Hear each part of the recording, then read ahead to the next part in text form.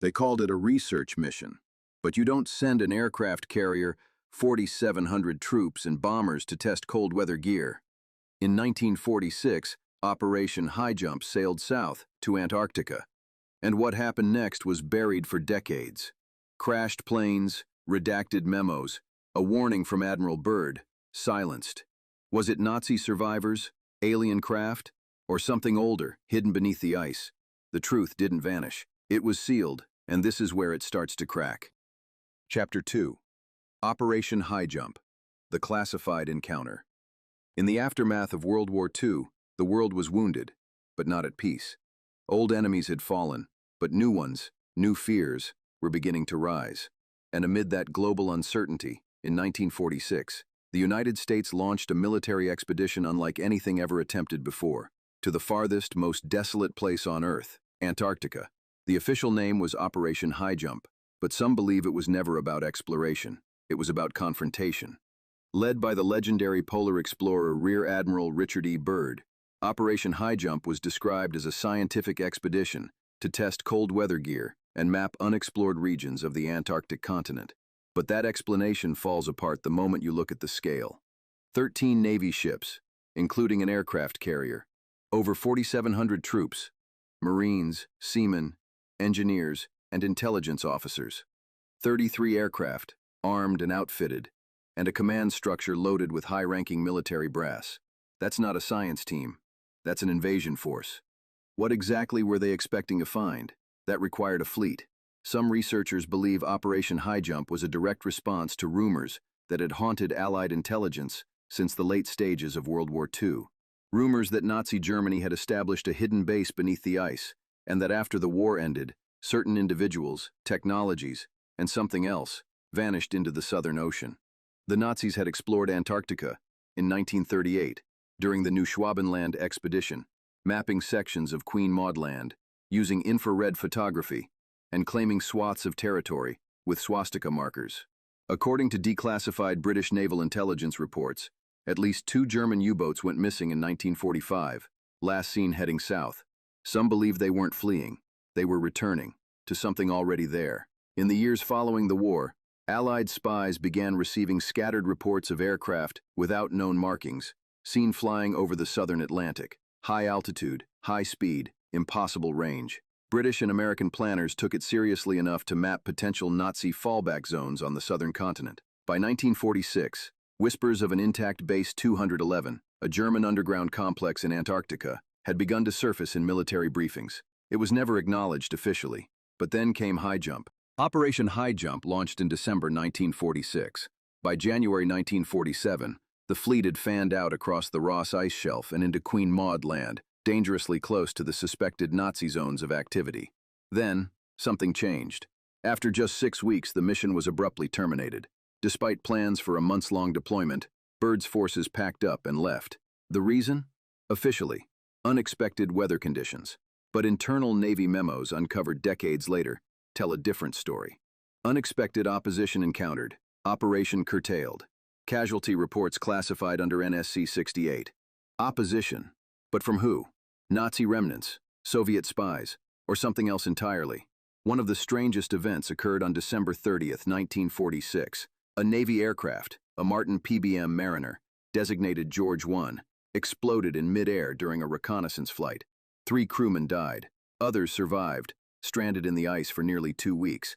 The official cause was listed as a hydraulic fire, but an unreleased fragment from the plane's final radio transmission, flagged in a redacted Navy intelligence file, mentions this: metallic structure visible beneath surface, motion detected, not one of ours. The location, directly above a zone once mapped by the 1938 German expedition. To this day, the full audio tape remains classified. When Admiral Byrd returned to Chile in February 1947, he was not the same man. At first, he was allowed to speak freely. In an interview with El Mercurio, Byrd gave a cryptic warning that's been cited ever since. The United States must prepare for the possibility of hostile aircraft coming from the polar regions. Craft that can fly from pole to pole at incredible speeds. His words sparked immediate controversy. What was he talking about? Planes from a hidden base? Soviet technology? Or something non-human? Within weeks, Byrd was summoned back to Washington and silenced. He never publicly discussed the details of the mission again. Multiple crew members from Highjump were reassigned after their return. 2 suffered psychological breakdowns within a year. 1 flight engineer left a final note before vanishing from public record. "We went to test cold weather gear. We found doors in the ice." Several surviving logs mention unnatural formations, angular openings, stair-like ledges, strange glows from beneath ice flows. Nothing resembling glaciers, more like architecture. A few entries refer to these formations as echo points. One was listed as Structure Echo 72. No images were ever released. Theories began to spread. Some claimed that Highjump was not an expedition, it was a battle, that U.S. forces had encountered a hostile presence beneath the ice, a mixture of German breakaway technology and something far older. UFO researchers point to post-war documents referencing unidentified craft flying out of polar regions at speeds impossible by 1940s standards. One declassified ONI memo from 1948 includes this phrase: confirmed engagement with aerial object of unknown design, non-responsive to identification protocols, presence now considered unresolved threat vector.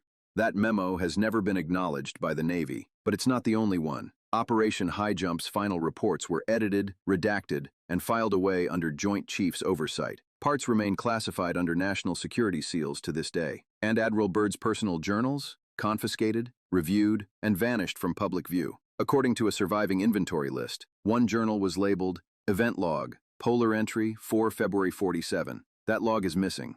Something happened in Antarctica during Operation Highjump, something that changed the way the world looked at the southern continent. It may have involved Nazi engineering, it may have involved non-terrestrial craft, or it may have involved something far older, something buried in ice long before humans ever arrived. Whatever it was, the U.S. government has never spoken of it again, and to this day, entire regions near Queen Maud Land remain off-limits. Satellite images blurred, radar scans missing, a continent locked down, because someone, or something, told us to leave. What Admiral Byrd brought back from Antarctica was not data, not samples, but silence. And silence is never just the absence of sound. In this case, it was an operation gone dark, a truth sealed beneath ice and paper, and the slow erasure of one of the most extraordinary missions in U.S. history. After Operation Highjump's sudden withdrawal in early 1947, internal debriefs were scattered, restricted, and eventually fragmented. One document that slipped through the cracks was filed under ONI Directive 642B, immediate termination of field ops advised due to unknown aerial resistance. All photographic materials to be reviewed under JS2 restrictions. Personal logs subject to seizure under naval priority claims. That memo was never meant to be public, and its implications are chilling. What kind of resistance would force the United States Navy, backed by carriers, destroyers, and aircraft, to pull out of a supposedly peaceful mapping mission? In the months that followed, Admiral Byrd was summoned to Washington. No press briefings, no official statements, only closed-door sessions with senior military command and the Joint Intelligence Committee. The notes from those meetings remain classified, but a secondary report, declassified in 1996 and buried in the appendix of an unrelated FOIA request, offers one clue. Advisory note: full public disclosure deemed inadvisable due to potential psychological destabilization. Recommend indefinite archival under Psychological Risk Containment Clause. Psychological destabilization. Not military, not diplomatic, psychological. What did they see?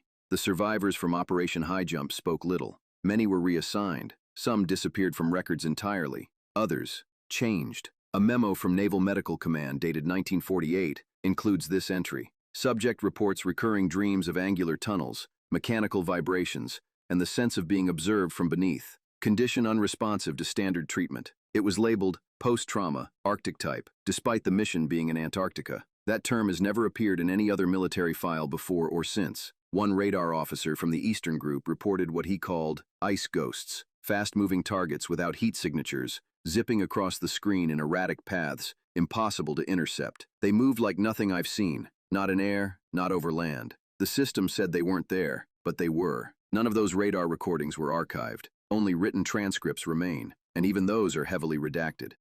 In 1951, the United States launched a follow-up initiative known internally as Ice Hunt, a low-profile reconnaissance program using high-altitude B-29s retrofitted with advanced magnetometers and infrared cameras. The flights focused on Queen Maud Land, Ridge D, and the interior beyond Dome A. One recovered document states, EM fluctuation patterns consistent with subsurface geometries. Anomalous reflections recorded at multiple depths. Source undetermined. But ice hunt didn't last long. By 1953, the project was shut down, absorbed into the newly formed National Reconnaissance Office, and all Antarctic overflights were quietly suspended. No explanation was ever given. Admiral Byrd died in 1957, alone and reportedly depressed. His private journals were seized by the Navy shortly after his death. According to his family, several were never returned. A surviving log fragment, leaked decades later, contains only one page with a single sentence. The ice is thin where the signal hums. Beneath it, I heard something ancient breathing. Some call it a fake. Others call it the only real thing he ever wrote. We didn't go there to map terrain. That was the cover. We were told to locate energy signatures and track deep Earth resonance. We didn't know what that meant, until we did. Testimony attributed to Lieutenant Commander Edward Harmon. The transcript is unsigned, but the audio was filed under the NSC 68 vaults, with no accompanying explanation. Even stranger was what came next. The Antarctic Treaty, signed in 1959, locked down the continent. Scientific cooperation, no military presence, no mining, no territorial claims. But it also included this: all activities in Antarctica shall be carried out for peaceful purposes only. Any measures of a military nature are prohibited. Freedom of scientific investigation shall continue. And yet, military patrols were reclassified as research support. Certain GPS coordinates were redacted in public data sets. Satellite images over Ridge D and Lake Vostok were deliberately blurred for over 2 decades. Between 1958 and 1972, 4 separate Soviet research teams reported unusual seismic activity beneath Dome C. One entry, translated from a Soviet polar log, reads, "A structure below ice with regular vibration. Unnatural spacing. May not be geological." In 1974, the Soviet Union and United States quietly signed a bilateral Antarctic information sharing agreement, not publicly disclosed until 2003. Its focus? Anomalous geophysical signatures and magnetic disturbance zones. The report was marked, "Joint Preservation Necessary." Operation Highjump may have started as reconnaissance, but it ended with retreat. A retreat not just from ice and wind, but from something below. Something so old, so strange, and so fundamentally threatening to our understanding of history that every government involved agreed on one thing: seal it. Maybe they found a Nazi fortress. Maybe they encountered unacknowledged technology. Or maybe they unearthed something that wasn't supposed to be found at all. A signal, a doorway, a memory locked in frozen rock. But whatever happened on that mission, whatever Admiral Byrd saw and never spoke of again, it was enough to change the rules of exploration forever. Operation Highjump was just the beginning. An expedition cloaked in science that may have ended in confrontation. Official reports were redacted. Admiral Byrd was silenced. And what they found beneath the ice? We were never meant to know. But the secrets didn't end in 1947. They were sealed and buried deeper. Because after the ships left and the maps were archived, the signals began. In our next chapter, we follow those signals, straight into Antarctica's frozen underworld, a place even satellites avoid, where seismic pulses echo through frozen stone and something ancient may still be alive. If you believe that the truths were never meant to stay frozen, click like, subscribe, and turn on notifications. New episodes every week. This is Antarctica Unsealed.